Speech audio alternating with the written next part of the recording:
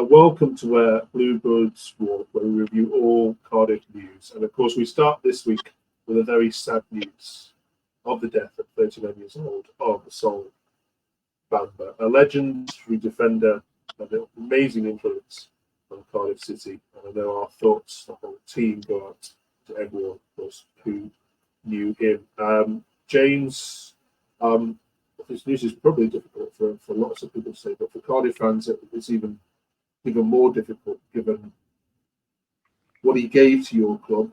What are your thoughts when you heard this news last 3 hours? Just gutted, really, to be honest. I mean, obviously, as a player, he was unbelievable for us.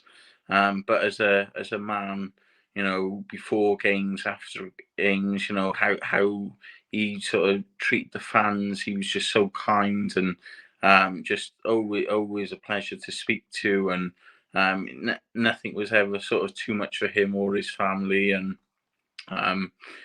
he's going to be missed by a lot of Cardiff fans and obviously by his respective clubs as well. Absolutely, best in peace. So welcome to Bluebirds Walk, where we'll be reviewing the game most recently against Middlesbrough and looking at the whole transfer window for Cardiff City. Welcome to Bluebirds Walk.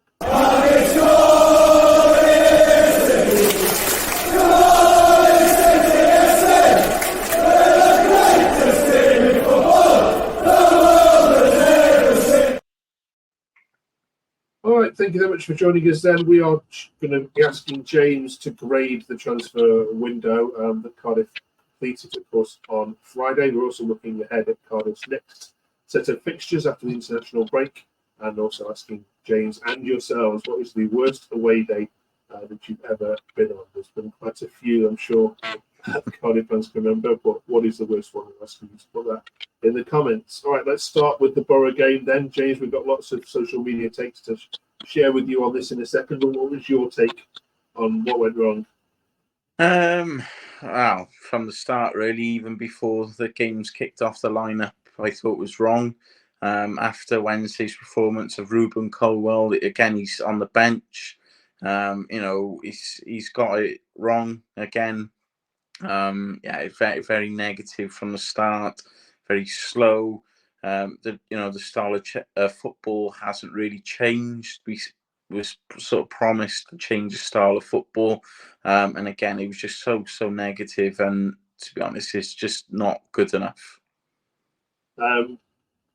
Vincent Tan's patience is going to run out at some point. How many more games do you think Bulut's got before he gets a phone call? So personally, for myself, I would say until after the Bristol City game. That's sort of the next international break then. I think that's another 5 or 6 games, I think, possibly something like that. Obviously, you got Derby now after the international break, Hull. Got Leeds for after Derby, then Hull, obviously Millwall then, and then we got Bristol City away then on a Sunday afternoon to finish before the international break. So 5 games there, I think after them 5, if we're in the sort of same position where we haven't got a win, then questions will be asked. He's had the transfer window to get the players in that he's wanted, so there's no excuses on this anymore. And not to mention sort of the publicity, calling out Tanner to, saying that he needs to lose weight to the press. That's poor man management for me personally. That's a discussion you have behind closed doors. It is a bizarre one, isn't it? To say someone needs to watch what he's eating to a player who has given his all to the kind of in many games I've watched. And here's some takes from social media on rate my take. You can imagine what they all said, but here's some anyway.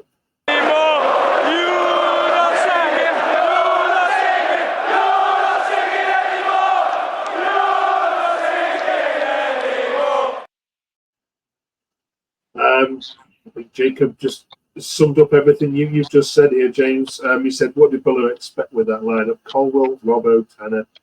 Changed the game last week, but they're not good enough to start again. Absolutely no threat up top again, and the shambles at the back. You'll be lucky to see the October international break.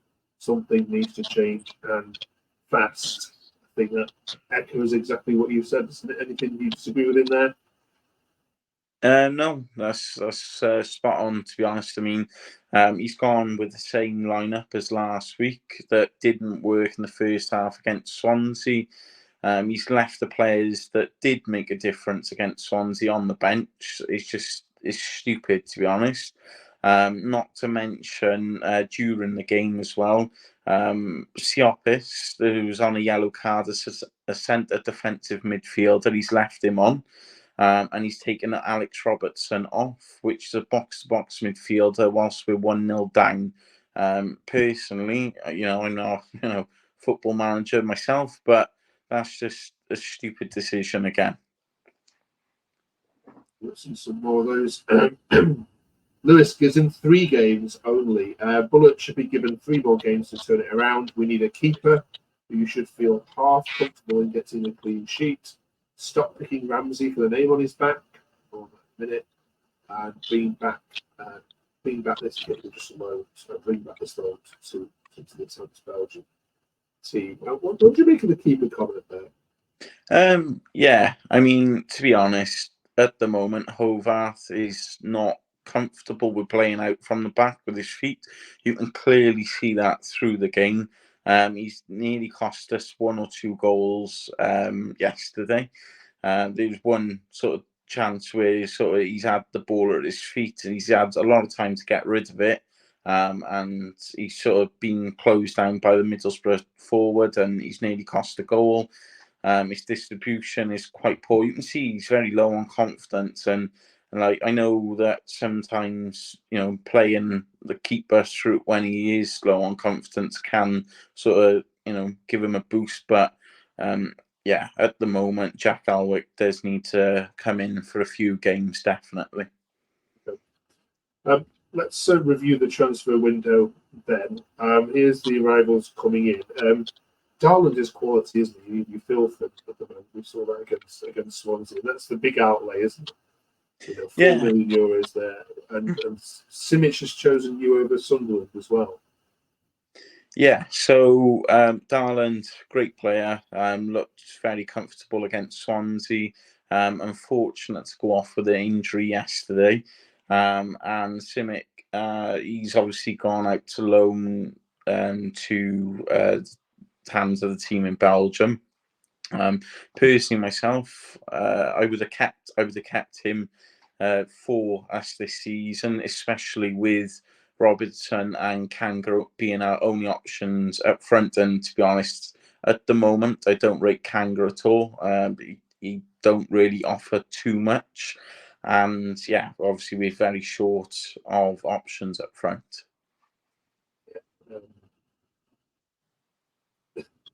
I've watched the derby and I saw glimpses of your game yesterday, but he does not look a centre forward who's going to get you 15, 20 goals so far. I have to be honest. In terms of outgoings, then you did recoup quite a significant fee from Luton for Mark McGuinness. You've also got a bit from Adams going to Derby as well. Of course, you'll meet again in a couple of weeks. Are there any others on there which you look at and go, "Oh, we've made a mistake here"? Other than obviously going straight out online. No, to be fair, obviously Mark McGuinness, 10 million. He's a good player, but for that sort of fee in the Championship is you can't turn that money down. Ryan Wintle, I would personally like to see him go permanently, but yeah, obviously at the moment with the deal that he's got, a 3-year contract, yeah, Cardiff aren't gonna want to sort of let him go for next to nothing. If we have a look at the spendings then on the screen here, one of the things that you worry for Erol Bulut is like you've already said, James, that he has been backed, hasn't In terms of expenditure, you are the ninth highest club, so you would expect a lot more in return for that. Yes, in terms of balances, you are in the green. It's nearly 3 million euros, but this isn't a season where you can say, well, Tan's been a little bit stingy. He's not had the investment. It has to work, doesn't it? Yeah, definitely. And I mean, I can appreciate that. Obviously, Sunderland at home is a difficult game, but and losing games, it obviously does happen. But you have to put a performance in, and the performances haven't been good. All season. Obviously, I know Burnley away is a difficult game again, but yesterday as well, and the performances, none of the performances really have been good. I mean, the second half against Swansea, that was a bit better, but other than that, this season it's just been the complete same as last season. Boro as well. This sort of form is sort of carried on from the back end of last season, because only about 3 months ago we conceded 5 goals that already relegated Rotherham. Do you know what I mean? It's just not good enough. Look, things do need to change soon. One thing he does have in his favour, that is a brand new 2-year deal, so he will be given time to get things right. But ultimately, this is a results business, and if things don't improve by sort of the Bristol game, fans are going to be quite impatient, and fans are getting impatient now because there's no more excuses. Do you support those fans who say, look, we've played 4 games in the league, 3 of them have been against teams who are going to be up there and challenging, if not certainly for the playoffs, if not for the title, as for Burnley and Sunderland. And our 4th game was an away derby game, which we really should have won on the balance of play. So, can you understand what's the level of opposition that you've faced that hasn't been against you? Yeah, I mean, to an extent, I understand the opposition that we've had, and I appreciate that we aren't going to win every single game, and we're not going to dominate every single game, but especially at home, Sunderland, first game of the season, there's no form for either team. We should be going at teams, and again, same as yesterday against Middlesbrough, we should be going against these teams at home, but the football is too negative. There's too much sideways, backwards passing. The second goal that Middlesbrough scored yesterday, the ball was sort of going out by the box, and he's managed to keep it in, but our players are stopped. The players need to be quicker. They need to be more alert that the ball is still in play. You don't stop. That it's not good enough. And obviously how we play is on Bulut, because he's the one that's sort of instructing the players to sort of play the way that we do, and how quick we play as well. The fans can see how slow we are, so it needs to be put into these players' heads that we are playing too slow, and he's on Bulut to sort that out. All right. Just before we let you go, then, we are talking about away days on this week's episode. In the comments below, what's been the worst away trip you can remember being on with Cardiff City? Maybe the coach broke down, it was a 4-0, maybe it was the weather, something happened. James, what's one that sticks in your memory? So for me personally, not last season, the season before, it was Rotherham away, when it absolutely hammered down. At half time, we were 1-0 up. I think it was around March time. We were 1-0 up, and the game got called off. It was just so frustrating, because obviously at the time we were in a relegation battle. Rotherham were around the sort of same level as us, so we wanted to win that. and yeah, for that to be called off when we were winning as well, and then to have to go back up there on the Thursday as well, that was that was a bit of a nightmare. Can you beat that called off game at Rotherham? I'm sure some of you will be able to. All right, thank you very much, James, for joining us. Enjoy the international break. We'll get a new Wales side to look at. You have convinced this will be better than the last reincarnation of what the Welsh national football team? Most definitely.